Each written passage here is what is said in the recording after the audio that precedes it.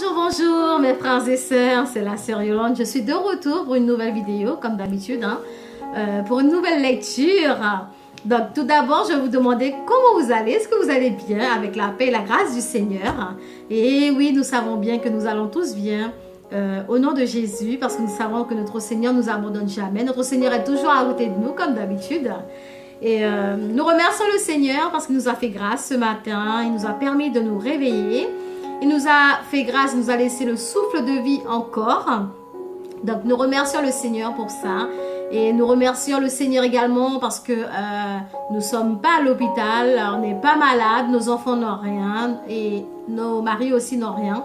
Donc nous remercions le Seigneur pour sa grâce, pour son amour ainsi que sa compassion envers chacun de nous. Alors, je tiens à m'excuser parce que ça fait un moment que je n'ai pas fait de vidéo, mes frères et sœurs. Vous savez, dans la vie, nous avons chacun nos petits soucis, nous avons chacun nos problèmes à résoudre aussi. Parce qu'il y a des fois, les moments ne sont pas faciles pour chacun de nous. Donc, nous n'avons pas le choix que de se focaliser sur ces problèmes-là pour pouvoir les résoudre et ensuite revenir. C'est vrai que quand nous avons les soucis, nous sommes censés rester au pied du Seigneur, coûte que coûte, parce qu'il est le seul qui puisse résoudre ces problèmes pour nous. Mais des fois, vous savez, nous avons tendance à baisser les bras et en nous laissant la tristesse, la colère, l'amertume, l'orgueil nous remonter et tout ça nous empêche de prier vraiment notre Seigneur. Et nous ne devrions pas avoir ce genre de choses en nous. Mais nous sommes des hommes, comme Dieu l'a dit dans sa parole, depuis la création de l'homme, l'homme est mauvais. Donc ça veut dire qu'on est mauvais depuis notre création. Donc alors je vous invite aujourd'hui à prendre vos Bibles. Et je vais vous faire la lecture dans Genèse chapitre 16, puisque la dernière fois je vous ai fait la lecture dans Genèse chapitre 15. Maintenant ce sera le Genèse chapitre 16, du verset 1er à la fin. Comme d'habitude, je vous ai dit la Sainte Bible, comme d'habitude. C'est celui-là que j'utilise, je préfère. Donc, maintenant, je vous dis tous à vos Bibles, comme d'habitude. Et je vais commencer la lecture pour vous, dans le nom de Jésus. Et comme d'habitude aussi, vous savez que je vous fais toujours un petit résumé par la suite pour vous faire comprendre certaines choses à travers la parole de Dieu. Donc, je commence pour vous. Saraï, femme d'Abraham, ne lui avait point donné d'enfant. Il avait une servante égyptienne nommée Agar. Et Saraï dit à Abraham, « Voici l'Éternel m'a rendu stérile. Viens, je te prie, vers ma servante. Peut-être aurai-je par elle des enfants. » Abraham écouta la voix de Saraï. Alors Saraï, femme d'Abraham, prit Agar, l'Égyptienne, sa servante, et la donna pour femme à Abraham. Son mari, après qu'Abraham eut habité 10 années dans le pays de Canaan, il alla vers Agar et elle devint enceinte. Quand elle se vit enceinte, elle regarda sa maîtresse avec mépris. Et Saraï dit à Abraham, « L'outrage qui m'est fait retombe sur toi. J'ai mis ma servante dans ton sein. » Et quand elle a vu qu'elle était enceinte, elle m'a regardé avec mépris. Que l'Éternel soit juge entre moi et toi. Abraham répondit à Saraï, voici ta servante est en ton pouvoir, agis à son égard comme tu le trouveras bon. Alors Saraï la maltraita et Agar s'enfuit loin d'elle. L'ange de l'Éternel la trouva près d'une source d'eau dans le désert, près de la source qui est sur le chemin de Shur. Il dit, Agar, servante de Saraï, d'où viens-tu et où vas-tu? Elle répondit, je fus loin de Saraï, ma maîtresse. L'ange de l'Éternel lui dit, retourne vers ta maîtresse et humilie-toi sous sa main. L'ange de l'Éternel lui dit, je multiplierai ta postérité. Et elle sera si nombreuse qu'on ne pourra la compter. L'ange de l'Éternel lui dit, voici tu es enceinte et tu enfanteras un fils. à qui tu donneras le nom d'Ismaël. Car l'Éternel t'a entendu dans ton affliction. Il sera comme un âne sauvage, sa main sera contre tous, et la main de tous sera contre lui. Et il habitera en face de tous ses frères. Elle l'appela Atelroi, le nom de l'Éternel, qui lui avait parlé, car elle dit, « Ai-je rien vu ici après qu'il m'a vu ?» C'est pourquoi l'on a appelé ce puits le puits de Lachai-Royi. Il est entre Kadès et Bared. Agar enfanta un fils à Abraham, et Abraham donna le nom d'Ismaël au fils qu'Agar lui enfanta. Abraham était âgé de 86 ans lorsque Agar enfanta Ismaël.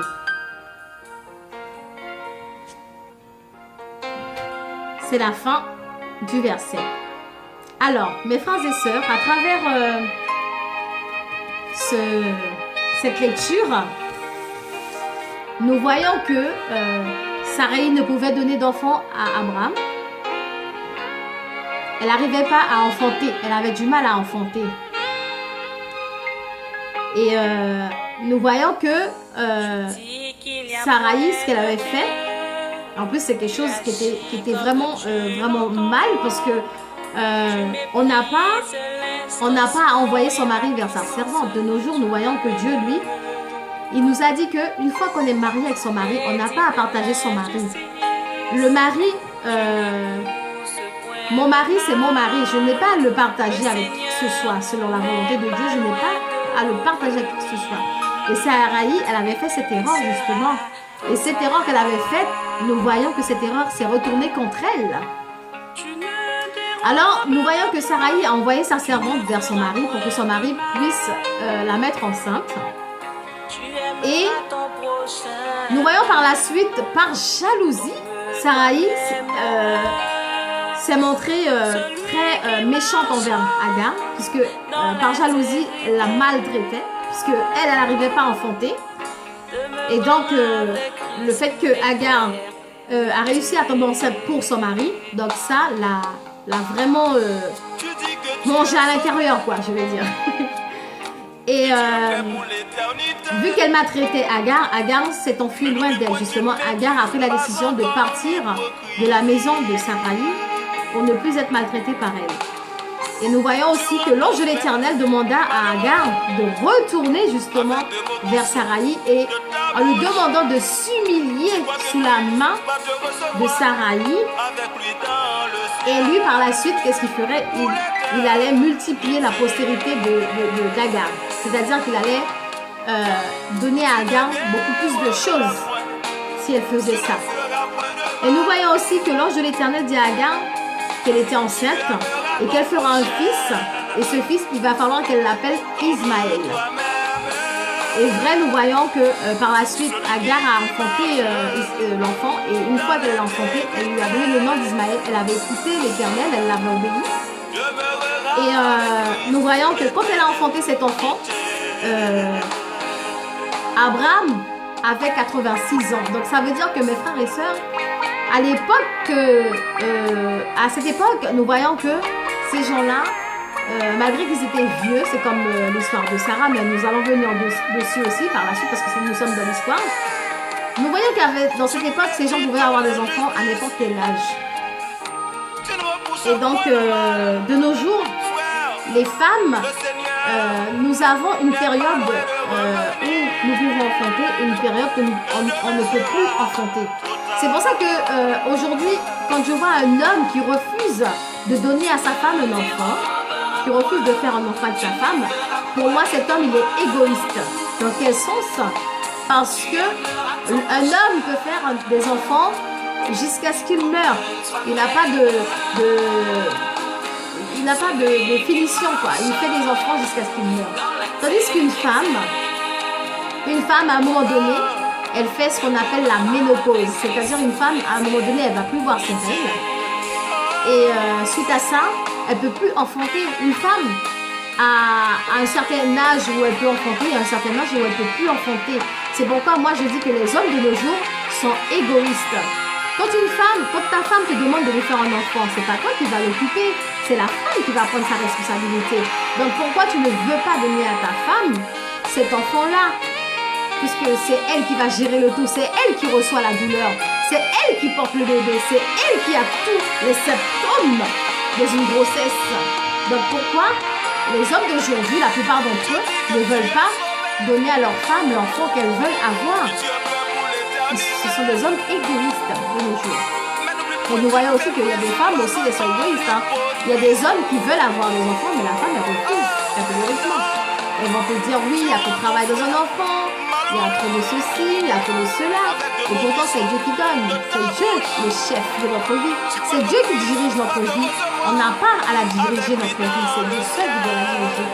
Donc, laissons place au Saint-Esprit et à Dieu pour faire leur intervention eux-mêmes.